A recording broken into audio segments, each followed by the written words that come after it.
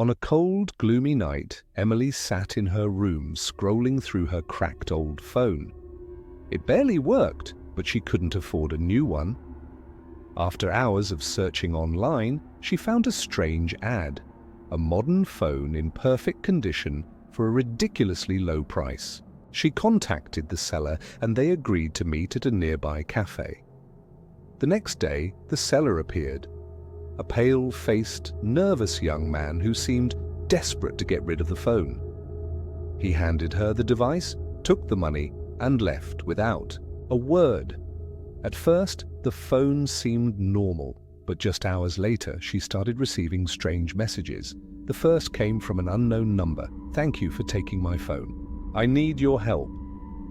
She assumed it was just a prank and ignored it. Minutes later, another message arrived. "I'm dead. I was murdered a month ago, and no one has found my killer." A chill ran down her spine. Was this some twisted joke? Hesitantly, she typed, "Who are you?" A notification appeared, a photo. She opened it slowly. It showed a man in his 30s with a pale face and wide, terrified eyes, as if he'd seen something horrifying. Dark bruises circled his neck, like he'd been strangled. She quickly locked her phone, her breath shaky. Before she could calm herself, another message appeared. "My name is Ethan. I owned this phone before you, and I was killed in my apartment. I need you to uncover the truth." Her fingers trembled as she typed, "How can I help you?" The reply was immediate. "Check the deleted photo. You'll find something important." With a shaky hand, she opened the gallery's trash folder. Dozens of pictures filled the screen. A messy apartment, a couch stained with something dark, and a note scrawled in shaky handwriting. "If you discover the truth, they'll come for you," Emily gasped. Before she could process it, a new notification appeared. A video was downloading. Her fingers shook as she watched the progress bar. When it finished, she reluctantly pressed play. The footage was shaky, a dimly lit room, an old couch. Then Ethan appeared, breathing heavily as if running from something unseen. "If you're watching this, it means they killed me," he said, his voice trembling. Suddenly he whipped his head toward the door, as if something was approaching. Then the thing that froze her blood happened.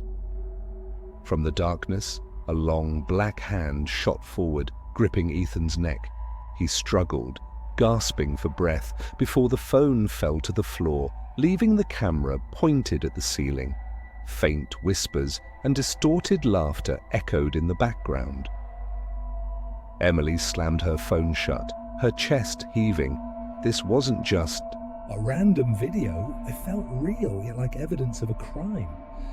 Her phone buzzed again. Another message. "You watched the video." "Now they know," Emily gasped, her eyes darting around her dark room.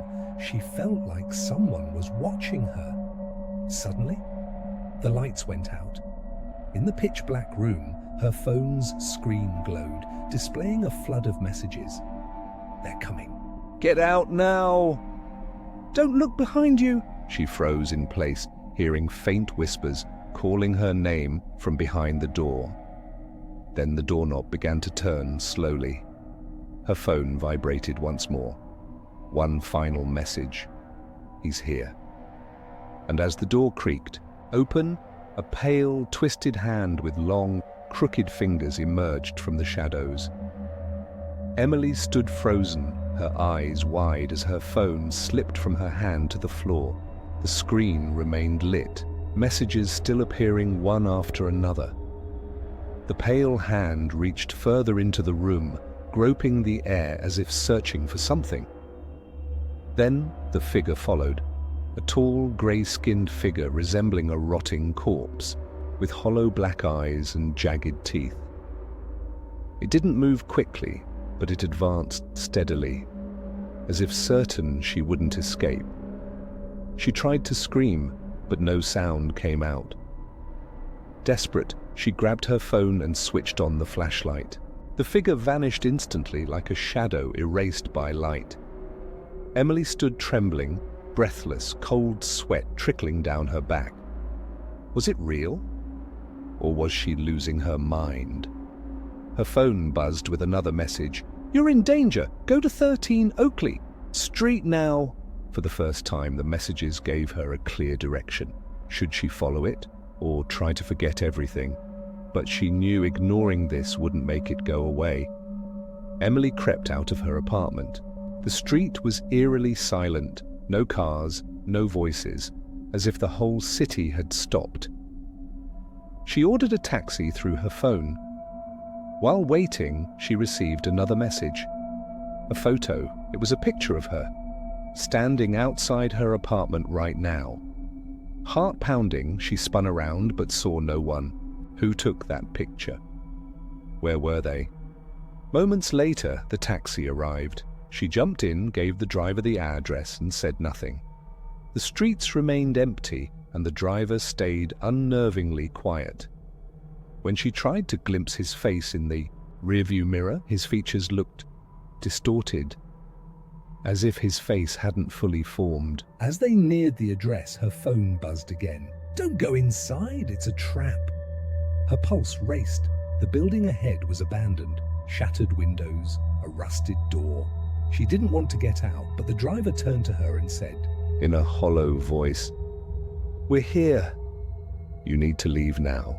But the problem wasn't just his voice, it was his face. His eyes weren't there, just empty black voids. Emily froze. She yanked at the door handle, but it wouldn't budge. She tried again, pulling with all her strength. The door refused to move, like the car had become a steel prison. Her phone vibrated again. One more message. "Close your eyes. Don't. Look at his face." She hesitated. But the thought of those hollow eyes terrified her more. Clenching her eyes shut, she covered her face with her hands. She felt the driver's breath near her ear, reeking of rot and decay. Then he whispered, "If "You open your eyes, you'll never leave." A cold hand gripped her shoulder. But suddenly, everything stopped. When she opened her eyes, she was alone in the car. The door was open and the driver's seat was empty. Yet the steering wheel slowly turned by itself. She bolted out of the car, slamming the door behind her. When she looked back, the taxi sped off into the darkness, disappearing completely. Now Emily stood alone before the abandoned building. The air was cold, and silence pressed down on her like a weight. Something inside urged her to enter, like a force pulling her toward the truth. She pushed the rusted door open.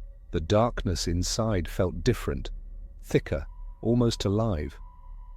With her phone's flashlight in hand, she stepped inside cautiously. The walls were covered in twisted carvings, seemingly scratched in with fingernails. Phrases like, "I shouldn't have opened the door," "They're watching," "Don't trust the dead." At the end of the hallway, a door stood ajar, faint whispers calling her name from within. She pushed it open slowly, and there, in the middle of the room, lay a corpse, its face familiar. It was Ethan, the same man from the video. His lifeless eyes stared into nothingness. Her phone buzzed with one final message. "That's not me." Before she could process what she read, the corpse began to move, to be continued.